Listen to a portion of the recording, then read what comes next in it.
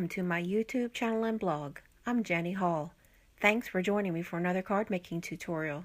Today I'm using a piece of Inside the Lines coloring paper from Stampin Up, and I'll be coloring it with the Stampin Write Markers.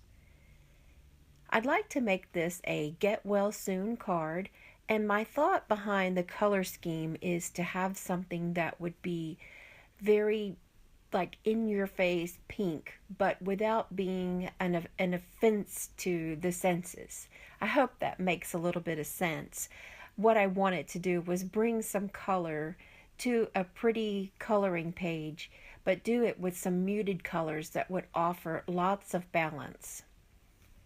I'm going to be using the Stampin Write Many Marvelous Markers. And this is a set of markers from Stampin Up that is made with the exact same re-inker or the exact same ink formulation as is in all of the stamp pads. So it's exactly the same ink that is in the stamp pads and matches the color stock of what you have on hand from Stampin Up. This makes it particularly easy for me to be able to match cardstock to ink color and know that I can have the result that I'm looking for.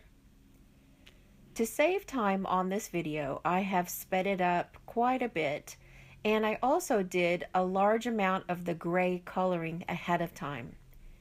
I wanted to let you see exactly what my approach is to coloring in this coloring paper and being able to use it on a card front. Some people have expressed concern to me that they like to do adult coloring paper, but they're not sure what to do with it whenever it's finished.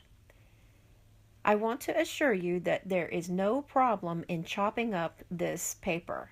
In fact, if you plan your design the way you have it in mind, you might even really be happy to put it on the trimmer and cut away a very nice section of this cardstock. I'm using only a few colors for this project. The pink that you see that is the rich pink is Melon Mambo, and the light pink is Pink Pirouette. I'm using two grays, and that is Smoky Slate and Basic Gray. The other marker on hand is the basic black marker. So I'll be cutting all of the paper according to the note that is at the top right hand of the screen on the post-it. And I will also be placing this in the video description. I hope this helps you to determine if you would like to copy this card design. The way that I approached the size of how to cut the paper is I worked my way from measuring on the inside out. My card base was 5.5 by 4 1/4. So I knew 4 1/4 was as wide as my card base, and I want to use a layer of vellum. I also want to use a matte for this coloring paper of black. So working backwards, I developed using the vellum at 1/2 inch smaller, and then I went in 1/8 of an inch from there, and I went in another 1/8 of an inch. I'll have all of the measurements listed to help you. This is just how I came about deciding what size to cut the paper. To make the sentiment, I am using the stamp set Thoughts and Prayers. There's a really nice part of the stamp that says Get Well Soon, but it has some other words at the top. So what I did was a little bit of stamp surgery, and I cut the Get Well Soon portion away from the rest of the stamp. Don't worry, it'll still be okay, because whenever I need to use Get Well Soon with the rest of the stamp, I can always mount it together on my block.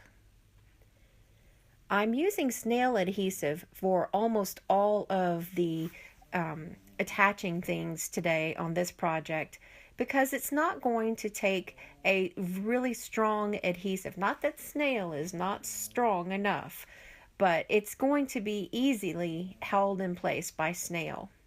I'm using the foam dimensionals to give a little bit of support between the two different sections of the card.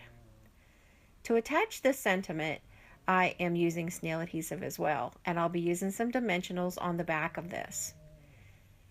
I did heat set the sentiment with white heat and emboss powder, and that gave it a little bit of texture to a card that has a lot of visual stimulation but really not too much texture. The texture on this project is going to come from all the layers that are put together onto the stamp set. I'm using a piece of Pop of Pink Designer Series paper for the inside of the card. I don't normally show the inside decoration, but because I'm coordinating it exactly to the front, I thought you all might really get to look at what it's going to look like inside the card. To add a little bit of dazzling highlights to the front, just on the stripes that are white, I'm using the Clear Wink of Stella pen.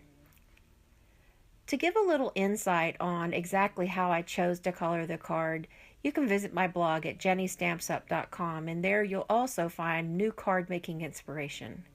Thanks for joining me today. I'll see you in the next video.